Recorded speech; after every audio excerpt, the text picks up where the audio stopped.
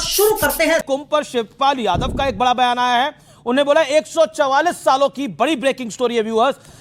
अच्छा, कुंभ पर 144 सालों की बात गलत है, वेदों में नहीं है 144 सालों का जिक्र। यह कहा है। मैं रुक करता हूं आपका, यह बड़ी खबर है।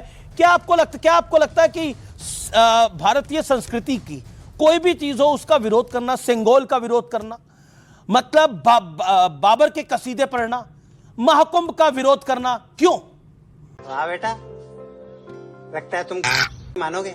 महाकुंभ का जी राजकुमार भाटी 50 सेकंड। आज कोई ऐसी घटना नहीं, मुझे 50 सेकंड क्यों, अभी सुधांशु त्रिवेदी तो 5-7 मिनट बोले। जी बोलिए। नहीं, आप मुझे थोड़ा समय दें। बोलिए। तो ऐसा तो कोई डिबेट होती नहीं है जी, क्योंकि हम अपनी बात पूरी कह नहीं पाते। दर्शक समझते हैं कि यही ठीक है।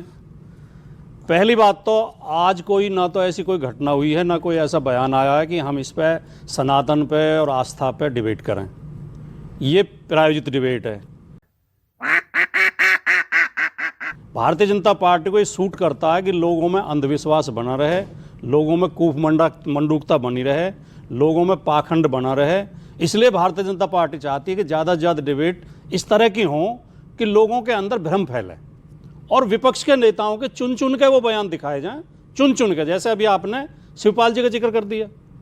आप मुझे बताइए अमीश जी, आप एंकर होने के नाते बताइए, 144 साल पहले 1881 सन था, क्या 1881 में कुंभ हुआ था? सुधांशु जी बता दें। अंग्रेजों ने 1855 में कुंभ पर रोक लगा दी थी और फिर उस 1855 के बाद कुंभ 1925 में हुआ। 1855 और 1925 के बीच में कोई कुंभ हुआ ही नहीं। तो 144 साल का ये मेथड ये कहां से आया है? एक आप अभी एक सज्जन की फोटो दिखा रहे थे, प्रधानमंत्री भी उनके आश्रम में अभी गए हैं, धीरेन्द्र शास्त्री की। बाबा बागेश्वर धाम।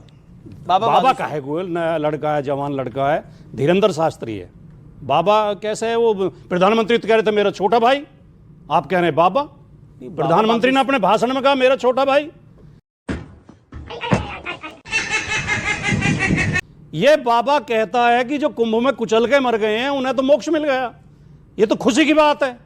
क्या सुधांशु त्रिवेदी और अमीश देवगन इसका समर्थन करेंगे? कोई बात का समर्थन नहीं स्वामी कर जी सकता। समर्थन करेंगे? मैंने खुद सवाल पूछा, उन्होंने बोला वो मेरे से त्रुटि हुई, मैं गलती माफी मांगता हूं। मैंने उनसे सवाल पूछा। मेरा नहीं। अच्छा ये बताइए, अच्छा बाबर, अच्छा ये देश राम का या बाबर का? नहीं सवाल है सर, नहीं सवाल है। मैं बहुत कम समय लूंगा, लेकिन हमारी बात और 50 सेकंड लीजिए। मैं कह रहा हूं ये देश राम का है या बाबर का है? तुम्हारे जैसे लोग इस देश के लिए श्राप है। बताइए ना, किसका है ये देश? पहले मेरी वो बात नहीं बताइए, इसका जवाब दीजिए। हमारी बात दर्शकों तक पहुंचनी चाहिए, एक पक्षीय बातें नहीं पहुंचनी चाहिए। अरे कहां एक पक्ष की पहुंच रही है? यही बाबा तीन विपक्ष के हैं, जिसे आप बाबा कह रहे हैं धीरेन्द्र शास्त्री को। ये कुछ दिन पहले कह रहा था। मेरी संस्कृति कहती है कि जो योगी हो जाए, जो धर्मात्मा की, जो धर्म की बात करे, वो आपसे अगर अनुज भी हो तो, लेकिन वो पद में आपसे फिर बड़ा हो जाता है, वो कद में आपसे बड़ा हो जाता है। योगियों, संतों, साधुओं, महात्माओं को हाथ जोड़ के प्रणाम, चरणों में शीश नमन। लेकिन इस वर्दी में बहुत से डाकू, लुटेरे, फ्रॉड भी बैठे हैं, नहीं धोखेबाज भी बैठे। गारंटी के साथ कहता हूं, कई तो जेल में पड़े हैं। बलात्कारी भी इस वर्दी को पहन लेते हैं। वर्दी को प्रणाम नहीं होना चाहिए, आचरण को प्रणाम होना चाहिए। लेकिन जो मैं अपनी बात कह रहा था, मेरी बात जाने दें दर्शकों तक। इसी बाबा ने कहा, भगवा को बात आपने बलात्कारी से जोड़ दिया, आपने भगवा कपड़ों को आपने किस चीज से जोड़ दिया? नहीं आपत्ति है, डाकू से जोड़ दिया, मेरी आपत्ति है। नहीं हाँ बेटा, लगता है तुम, मेरी आपत्ति है, सोच समझ के कह रहा हूं। रावण ने भी यही ड्रेस पहन के माता सीता का अपहरण किया था। रावण भी इसी ड्रेस को पहन के आया था। ओके, फिर तो रामचंद्र जी को नतमस्तक हो जाना चाहिए था उसके सामने। आदमी के कर्म देखे जाएंगे, उसका आचरण बिल्कुल कर्म देखे जाएंगे। अब आए ना लाइन पे।